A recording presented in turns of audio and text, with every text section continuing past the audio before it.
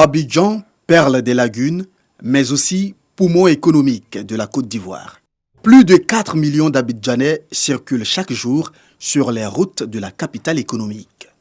Et la vétusté des moyens de transport, qui constitue un frein à la sécurité routière, a amené le gouvernement à lancer le programme de renouvellement du parc automobile.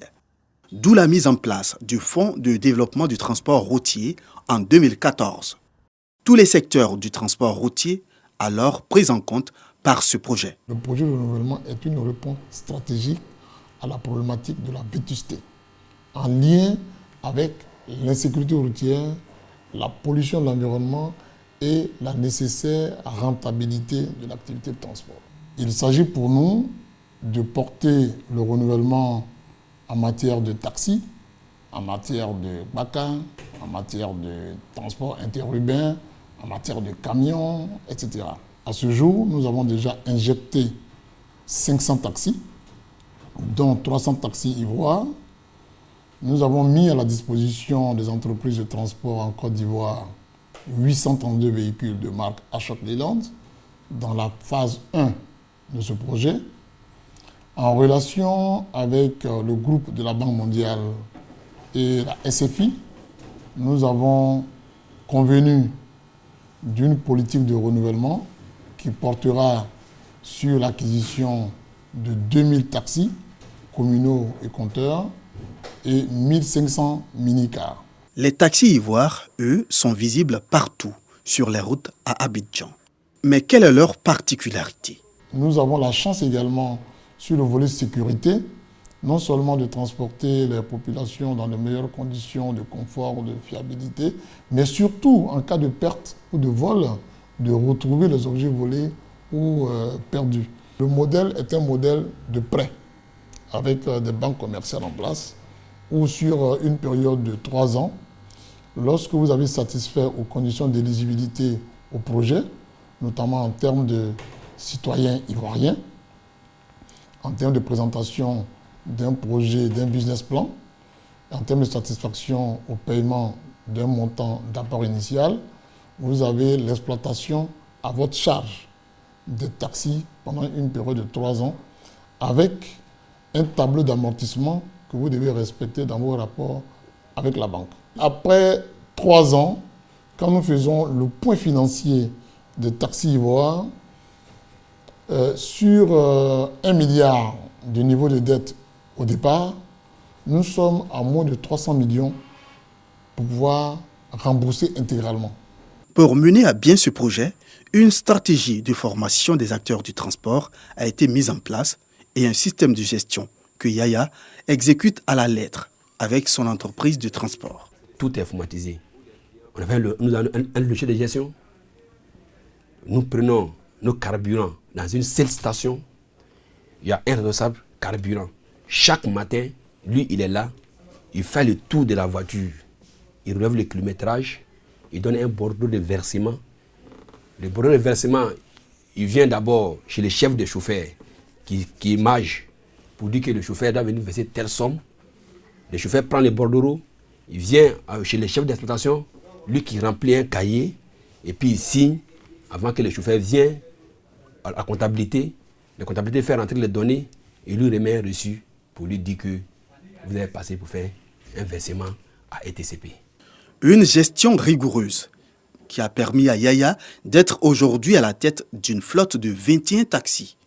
Il avait reçu 10 taxis au démarrage du projet en 2017. Comme Yaya, plusieurs jeunes ont bénéficié du projet.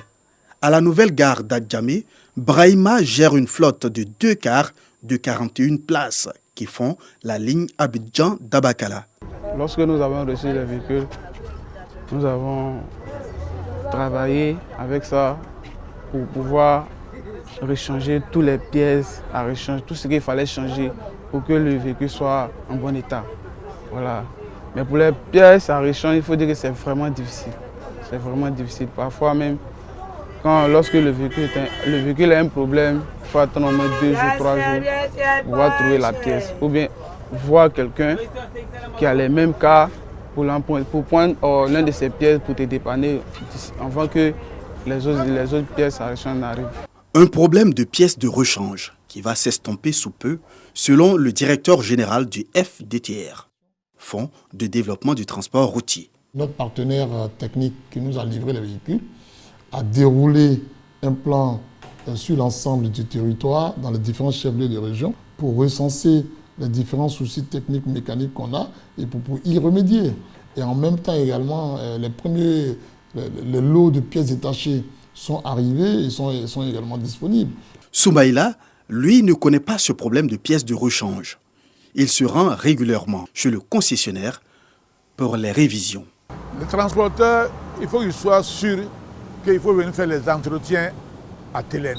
C'est ça qui est recommandé à tous ceux qui ont eu ces véhicules-là, pour essayer de préserver la garantie que HOC a donnée aux transporteurs et surtout à l'État ivoirien. Si Soumaïla, Brahima et Yaya voient l'avenir sous de meilleurs auspices avec l'aide de l'État, des améliorations sont à apporter. Néanmoins, selon le Haut Conseil du patronat des entreprises de transport routier. Tout ce qui est fait aujourd'hui par M. le ministre des Transports, que nous saluons, se fait de façon inclusive. Ce qui fait que très souvent, les transporteurs, en tout cas le Haut Conseil, est associé, consulté pour ne pas qu'il y ait des erreurs.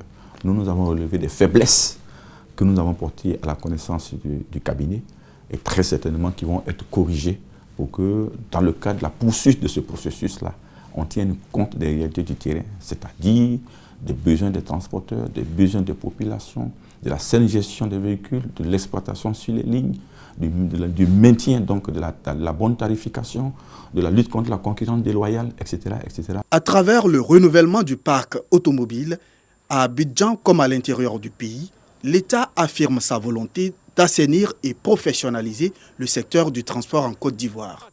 Un secteur qui emploie de millions de personnes à travers le pays. Les arts de la rue font leur entrée au musée de la culture contemporaine Adama Toungara d'Abobo. Cette exposition sur le street art a été l'occasion de raconter ce que les organisateurs ont appelé « amener la rue au musée ». L'idée, montrer la diversité des approches artistiques. On s'est dit que ça pouvait être un lien entre la rue et le musée et permettre finalement les gens de démystifier le musée. Et finalement, on comprend également comment cette expression artistique de la rue avec des messages qui sont souvent assez puissants. J'espère qu'avec cette exposition, les gens prendront encore plus d'attention quand ils voient cet art-là dans la rue. Et quelque part, peut-être que la rue sera aussi propre que le musée, hein, et on aura de l'art partout. Le street art, qui se retrouve sur les murs, se développe dans les rues. Ce mouvement artistique contemporain est porté par des artistes qui comptent. À preuve, cet art va au-delà des frontières sociales et culturelles. Là, on a les photos de Abobo Ezo, qui était financé par la mairie. Et puis, on a eu pour idée d'essayer de faire une continuité de ce projet-là au sein du musée, histoire d'attirer en fait les populations abobolaises à s'intéresser à tout ce qui est culture, et surtout la culture contemporaine. Mon style de peinture, c'est street abstrait. Street abstrait parce que c'est la rue. Abstrait, ça parle d'abstraction, on n'arrive pas à déchiffrer ou même décoder. Ma peinture a un jeu coup d'œil, au fait.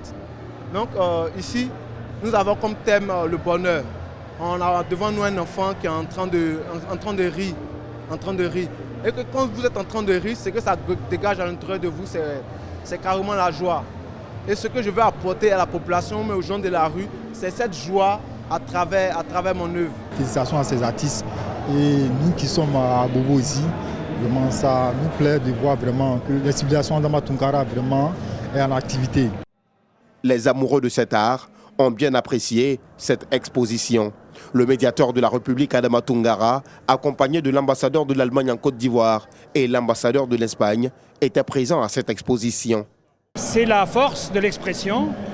Dans ce genre d'art urbain, de graffiti, l'expression est toujours très, très impactante et en même temps très vraie. Et elle représente une expression de la préoccupation notamment des jeunes et d'une façon avec un fort impact visuel. J'aime bien street art parce que ça reflète la vie d'une ville. On trouve street art partout dans le monde entier, aussi à Berlin, à Hambourg, à Munich, en Allemagne, mais à Londres, New York, partout.